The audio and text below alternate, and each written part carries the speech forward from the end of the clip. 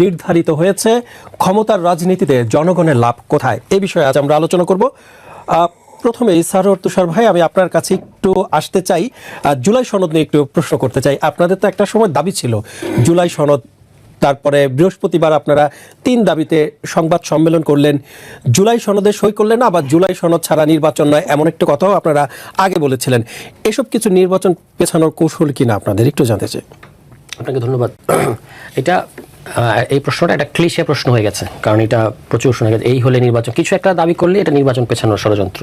কিন্তু এইভাবে জিনিসগুলোকে দেখা ঠিক না। প্রত্যেকটা দলের একটা রাজনৈতিক আন্ডারস্ট্যান্ডিং থাকে, রাজনৈতিক বোঝাপড়া থাকে, সেখান থেকে সে তার দাবি, কৌশল, নীতি সেসব ঠিক করে। জুলাই সনদের ব্যাপারে আমরা কনসিস্টেন্টলি, এমনকি এনসিপি গঠিত হওয়ার আগে থেকে, যখন জাতীয় নাগরিক কমিটি ছিল তখন থেকে আমরা, যখন কমিশনগুলো আলাদা আলাদাভাবে কাজ করছে তখন থেকে তাদের সাথে আমাদের সিরিয়াস এনগেজমেন্ট আছে। এবং এই যখন জাতীয় ঐক্যমত্য কমিশন কাজ করলো গত জুন থেকে, তখন থেকে আমরা এখানে সিরিয়াস ইনপুট দিয়েছি যে বাংলাদেশ রাষ্ট্রের আমরা আমাদের ভাষা অনুযায়ী যে মৌলিক সংস্কার, এই মৌলিক সংস্কারের জন্য যেগুলো যেগুলো ম্যান্ডেটরি তার একটা রূপরেখা কিন্তু আমরা দিয়েছি এই কমিশনের কাছে, এবং সেগুলো নিয়ে আলাপ আলোচনা হয়েছে। শেষ পর্যন্ত এসে একটা জায়গায় এসে জুলাই সনদ হলো এই কিছুদিন আগে। তারপরে ধাপের আলাপটা ছিল যে জুলাই সনদ বাস্তবায়ন কীভাবে হবে। কারণ হচ্ছে দেখবেন, আমরা বলেছি যে এটা স্রেফ একটা রাজনৈতিক সমঝোতার দলিল না, মানে এটা শুধুমাত্র রাজনৈতিক সমঝোতার দলিল কিংবা কতিপয় রাজনৈতিক দলের একটা কমিটমেন্ট, আমরা ব্যাপারটাকে ওখানে দেখি না। আমরা এটাকে দেখি যে এটা বাংলাদেশের শাসনতান্ত্রিক পরিবর্তন কিংবা শাসনতান্ত্রিক গণতন্ত্রায়নের জন্য জরুরি একটা ডকুমেন্ট। সেইটা হতে হবে রাজনৈতিক সমঝোতার ভিত্তিতে অবশ্যই, কিন্তু এটা শুধুমাত্র রাজনৈতিক সমঝোতার দলিল না।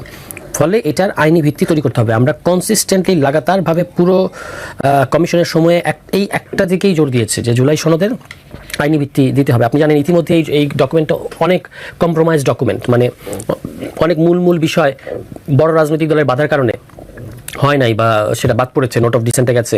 কিন্তু তবুও আমরা বলেছিলাম মানে দেশের মানুষের স্বার্থে যে এটার বাস্তবায়ন পদ্ধতিটা লক করতে হবে, এ ব্যাপারে কোনো ফাঁক রাখা যাবে না। কিন্তু আমরা যেটা দেখতে পেলাম যে এই যে ধরেন গতকালকে যেটা আপনার সিগনেচার হলো, আপনি একটা জিনিস খেয়াল করেন, অগাস্টে জুলাই সনদ প্রণীত হয়ে গেছে ঐক্যমত্যের ভিত্তিতে। তাহলে স্বাক্ষর করা আর না করার মধ্যে পার্থক্য কি? যদি আপনি আইনি ভিত্তি না দেন, একটা জিনিসের পার্থক্য থাকতে পারে যদি আপনি আইনি ভিত্তি দেন। যদি আইনি ভিত্তি না দেন তাহলে কিন্তু যেহেতু এটা আগেই ঐক্যমত হয়ে গেছে, তাহলে তো হয়ে গেছে, আমরা তো ঐক্যমতের অংশ। এখন শুধু সাইন করার ব্যাপার, সাইন করাটা একটা আনুষ্ঠানিক ব্যাপার। তো আমরা বলেছি এই সাইনটা আমরা করব যদি সেখানে এই বাস্তবায়ন পদ্ধতির কথাটা উল্লেখ থাকে। কিন্তু এবং বাস্তবায়ন পদ্ধতির উল্লেখ তো আমরা নতুন কোনো দাবি চাপাই দিই নেই। বাস্তবায়ন পদ্ধতির কথাটা ওই কমিশনের আলোচনাতেই আপনার ঐক্যমত্য হয়েছে যে একটা জুলাই সনদ আদেশ দেওয়া হবে, তারপরে গণভোট হবে, তারপরে আগামী সংসদকে দ্বৈত ক্ষমতা দেওয়া হবে, অর্থাৎ তার কিছু সময়ের জন্য সংবিধানে পরিবর্তন করার এখতিয়ারও থাকবে। এই রোডম্যাপটা তো আলোচনা করে ঐক্যমত্যে এসেছে। তাহলে এটা কেন আপনি এখানে উল্লেখ থাকবেন? উল্লেখ না থাকাটা একটা বড় সন্দেহের কারণ। এবং আপনি দেখবেন যে আমাদের দাবির মুখে কমিশন থেকে বলা হলো যে এখনও টেক্সট সংশোধনের সময় নাই বা সুযোগ নাই।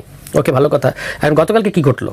গতকালকে যখন জুলাই যোদ্ধা নামে অনেকে, তার মধ্যে অনেক শহীদ পরিবারের সদস্যরাও আছেন, মানে শহীদদের পরিবারের সদস্যরাও আছেন, তারা গেলেন ওই দক্ষিণ প্লাজায় এবং গিয়ে যখন একটা বিক্ষোভ করলেন, তখন কমিশন তাৎক্ষণিকভাবে 5 নম্বর দফা অঙ্গীকার সংশোধন করে। তাই এটা আপনি কীভাবে সংশোধন করলেন? আমাদেরকে আগে বললেন যে সংশোধন, ফলে আমরা যে একটা পলিটিক্যাল অবস্থান নিয়েছিলাম এবং সেটা বলেছি যে এটা হচ্ছে আওয়ার ডিসেন্ট পলিটিক্যাল পজিশন, এটা না করলে আমরা যাব না। হ্যাঁ, এই যে সংশোধন করেছে কমিশন, এখন আপনাদের মানে একটা সময় তো আপনাদের বলেছিল যে সংশোধন যোগ্য না, মানে সংশোধন করা যাবে না, কিন্তু গতকালকে আমরা দেখেছি যে সেটা সংশোধন করেছেন।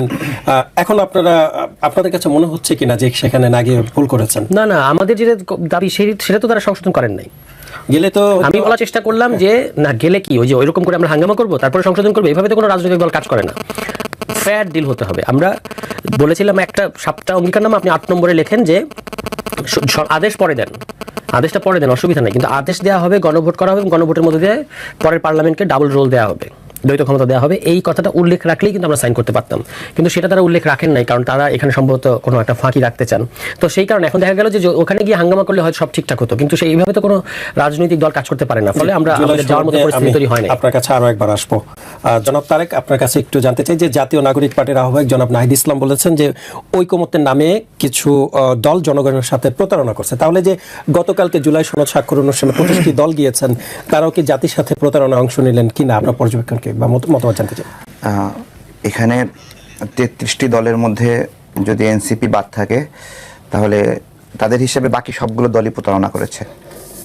তো এখন প্রশ্ন হলো, এতগুলো দল প্রতারণা করলো নাকি এনসিপি নিজেই প্রতারণা করলো? আমরা ওইটাই বলছিলাম, এখনও আশা করি যে এনসিপি এখানে স্বাক্ষর করবে। আমাদের ভাই তারা, আমরা একসাথে আন্দোলন করেছি এবং এখানে জিত করার সুযোগ নাই। এতগুলো দল যে বিষয়ে একমত হয়েছে, তাদের ভিন্ন মত যেটা আছে, এতগুলো দলের বিষয়টা দেখেন, একটা প্রশ্ন কিন্তু করা হতো, বাধ্য করা হতো বিএনপিকে যে এতগুলো দল এই বিষয়ে একমত, বিএনপি শুধু দ্বিমত। যেমন আমি স্পেশালি বলি যে প্রধানমন্ত্রী 2 বার থাকবে, এর বেশি পারবে না, 2 মেয়াদের বেশি। বিএনপি রাজি ছিল না। যখন সকল দল বলল যে আপনারা এটা করেন, তখন তারা দেখছে যে না, এতগুলো দলের বিষয়ে আমরা মানে মতামত আমরা উপেক্ষা করতে পারি না, তারা কিন্তু মেনে নিয়েছে। তা এটা কি শুধুমাত্র মানে বিএনপি মেনে নেওয়া কমিশন, যে তারা তাদেরকে যেটা যেটা দাবি দেবে সেটা সেটা মেনে নেবে, এটা মেনে না নিলে খেলবো না, এরকম? তো এই জিতটা শেখ হাসিনা করতো, শেখ হাসিনা এই জিদটা করতো এবং জিদে জিদে পুরা দেশ সারখার হয়ে গেছে। এখন সেই জিদ আমাদের এনসিপির উপর ভর করছে। এবং দেখেন, আমাদের এই জুলাই সনদে আমরা কি কি বিষয়ে জাতির জন্য সুখবর আছে। 2 বছর মেয়াদ, এই মানে প্রধানমন্ত্রীর মেয়াদ, এর বেশি হবে না।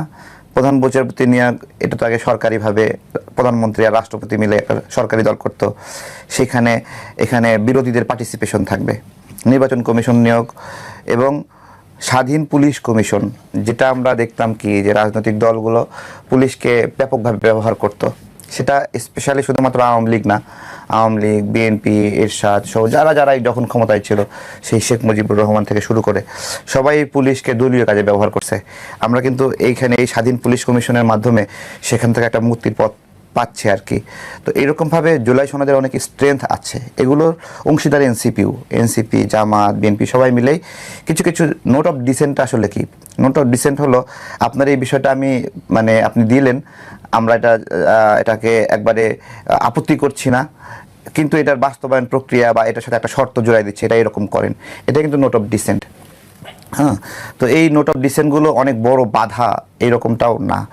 তো যাই হোক, এখানে অনেকগুলো বিষয় সামনে আসছে। তার মধ্যে প্রধান সমস্যা হলো যে জায়গাতে ছকটা আঁকা হয়েছিল গণভোটকে কেন্দ্র করে, যে এই গণভোটটা এরকমভাবে ছুড়ায় দেওয়া হবে যে এখানে পিআরের অপশন আছে, এখানে আরও বেশ কিছু মানে ডিসিশনাল জায়গা আছে যেগুলোতে বিএনপি একরকম, জামাত একরকম বা এনসিপি একরকম। তাহলে গণভোটটা যদি এরকম হয়, বিএনপি জামাতের ভিন্ন মতের উপরে হয়, তাহলে তো এই গণভোটে বিএনপি একদিকে প্রচারণা করবে, জামাত একদিকে প্রচারণা করবে, এনসিপি একদিকে প্রচারণা করবে। তার মানে কি? তার মানে হলো আমরা জুলাইয়ের যারা শক্তিরা আছি, সেই শক্তিটাই পরস্পরের বিরুদ্ধে ক্যাম্পেইন করতে হবে সেই গণভোটে। অথচ আমাদের গণভোটের ক্যাম্পেইন